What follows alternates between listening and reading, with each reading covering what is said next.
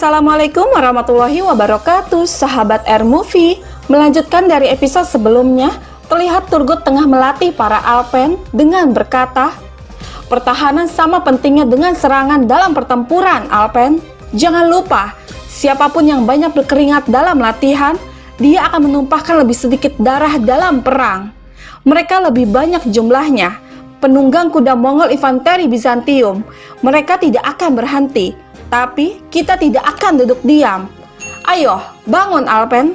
Apakah hanya ini yang kalian miliki? Jangan berhenti. Ayo, terus. Kita akan bertahan dalam pertahanan kita. Kita tidak akan mati syahid dengan perintah pembelaan ini, insya Allah. Dan setiap orang kafir yang menginjak tanah ini akan tahu bahwa jika salah satu dari mereka mengambil satu langkah pun di tanah ini, yang kita ubah menjadi tanah air kita dengan darah kita, kita akan membuat mereka mengalami neraka itu sendiri. Kemudian salah satu kesatria berkata, pertahanan ini tidak bisa dihancurkan. Kita berdiri seperti kastil, Turgut Bey. Dan Turgut menjawab, insya Allah, Songur Ag, insya Allah. Lalu Gubrus mengatakan, kita akan mendapatkan banyak kemenangan dengan perintah ini, Turgut Bey. Dan Turgut menjawab, aku tidak ingin ada kesalahan, Gubrus. Jumlah pelatihan akan ditingkatkan. Tanah air berada di dalam lingkaran api, dan perang yang tak tertandingi sedang menunggu kita. Aku tidak akan membiarkan prajuritku mati lagi. Ayo, Alpen. Kemudian mereka pun terus berlatih. Sementara itu, di Yenisehir, Osman berkata kepada Syekh Edebali, tentara beriman sedang dibangkitkan, Syehim. Lalu Syekh Edebali bertanya, menurutmu, sementara orang-orang kafir bersatu, orang-orang beriman hanya duduk diam, biarkan mereka bersatu. Sekarang katakan padaku, tugas apa yang kau miliki untuk Syehimmu? Dengan ragu, Osman menjawab, Syehim, aku akan membicarakan masalah ini. Lalu Syekh Edebali berkata, biarkan Bey memerintah, aku akan menerimanya dengan sangat hormat. Ini adalah masalah negara setelah semuanya. Dan Osman menjawab, astagfirullah, astagfirullah. Syehim, untuk mengalahkan musuh, kau harus pergi ke Gazanhan. Dia harus bergerak ke Konya. Atau kita juga tidak akan bisa membuat Sultan Mesud naik tahta. Atau kita tidak akan bisa bangkit melawan musuh di hadapan kita. Lalu Syekh Edebali mengatakan, Darwis akan segera berangkat. Kami akan segera tiba di Tabriz, insya Allah. Melihat Osman memegang lempengan emas, Syekh Edebali bertanya, untuk apa emas batangan itu? Dan Osman menjawab, ini akan meringankan masalah kita dan ini akan menjadi bukti surat itu yang akan dibawa ke Gazanhan.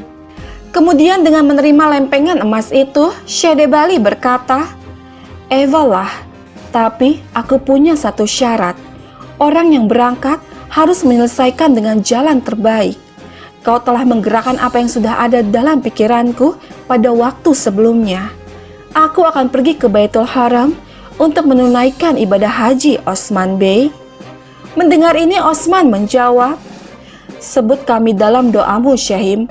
Kau telah mencerahkan jalanku selama bertahun-tahun. Dalam terang Ka'bah, berdoalah untuk tujuan suci kita. Lalu Syekh Edebali berkata, baiklah, waktunya untuk berangkat. Waktu mengikuti melawan kita. Kita harus memberitahu Darwis untuk bersiap dengan cepat. Kemudian mereka pun pergi meninggalkan ruangan. Sementara itu, di suku Kargin, dengan penuh kekesalan, Alcicek berkata, kamu tidak mengatakan apa-apa, Aktemur? Bukankah kamu adalah bey dari suku ini? Mereka menggeledah sukumu dan kamu tidak mengatakan apa-apa? Lalu Aktemur mengatakan, apa yang harus aku lakukan, Alcicek? Mereka bilang mereka mendapatkan informasi. Bagaimana jika itu muncul di suku kita? Dan Alcicek menjawab, tapi itu tidak. Mereka tidak dapat menemukannya di sini. Mereka membenci kita lagi, Aktemur. Mereka menghina kita lagi. Seketika Aktemur mengatakan, Alcicek, kendalikan dirimu. Semua orang melakukan tugasnya. Kamu tahu bahwa Ibu Benggi dan Ismihan masih bekerja sama. Dan Alcicek menjawab, ya, aku tahu. Tapi kenapa? Tidakkah kamu mengerti mengapa ibuku mematuhi wanita itu? Karena keluargamu tidak mendukung ibuku, dan ibuku sedang mencari seseorang untuk dipegang. Seketika Aisyah datang memasuki tenda seraya berkata, tenanglah. Tenang, putriku, Aktemur, jangan lakukan ini. Lalu Acecek bertanya, apa yang bisa kami lakukan, Ibu Aisyah? Tidakkah kau melihat apa yang terjadi? Aku tidak punya siapa-siapa selain ibuku. Aku hanya merasa tersinggung. Dan Aisyah mengatakan, aku tahu gadisku yang cantik, tapi kalian berdua harus tahu ini. Apapun yang terjadi di antara keluarga, tidak boleh terjadi di antara kalian berdua. Apakah kalian akan terhempas oleh angin? Kalian akan menghadapi lebih banyak badai. Sekarang, jangan memasang wajah kesal. Senyum. Aktemur, ayo. Gadisku, ayo senyum. Bukan yang palsu. Aku ingin senyum yang nyata. Shh, kalian tidak bisa menipuku. Kalian pikir aku anak kecil. Ayo tersenyum. Kemudian mereka pun tersenyum dengan saling melirik. Kembali lagi ke Yenisehir, melihat semua orang berkumpul di halaman, Syedebali berkata, apakah kalian berkumpul seperti ini untuk mengucapkan selamat tinggal kepada semua orang yang meninggalkan mansion? Aku akan pergi dengan 2 misi, negara dan berdoa. Kemudian dengan mencium tangan ayahnya, Bala berkata, Ayah, semoga Allah memberimu perjalanan yang aman. Segera kembali dengan izin Allah. Dan Syedebali mengatakan, aku bertanggung jawab atas kampanye, putriku. Hanya Allah yang tahu tentang kemenangan dan kembali. Kemudian satu persatu, Aladin dan Orhan menghampiri Syekh Edebali. Dengan Syedebali berkata, Pangeranku, kalian harus saling menjaga. Jangan meninggalkan tujuan yang benar untuk sesaat. Tujuan itu akan membantu kita menjadi pemenang.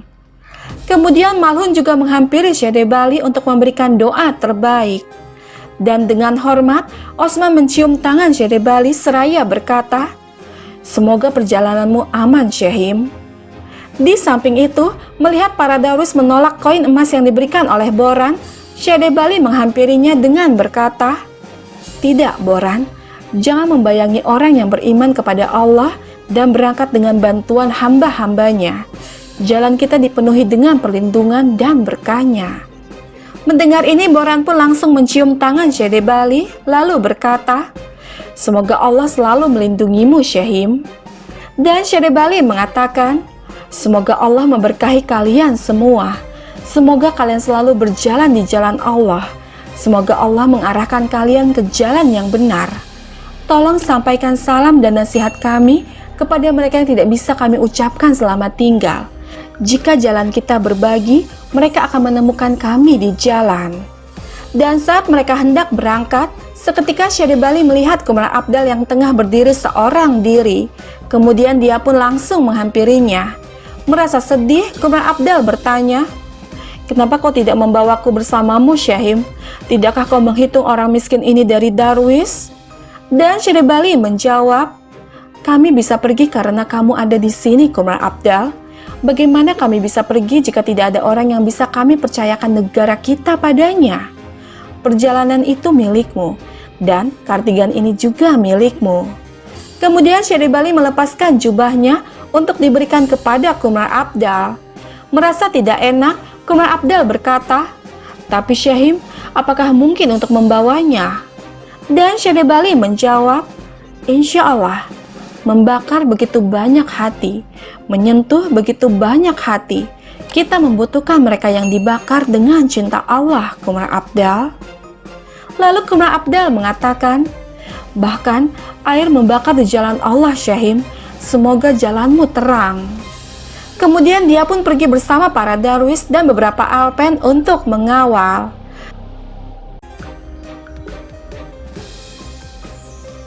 Sahabat, bergabunglah terus bersama kami untuk mengetahui kisah selanjutnya.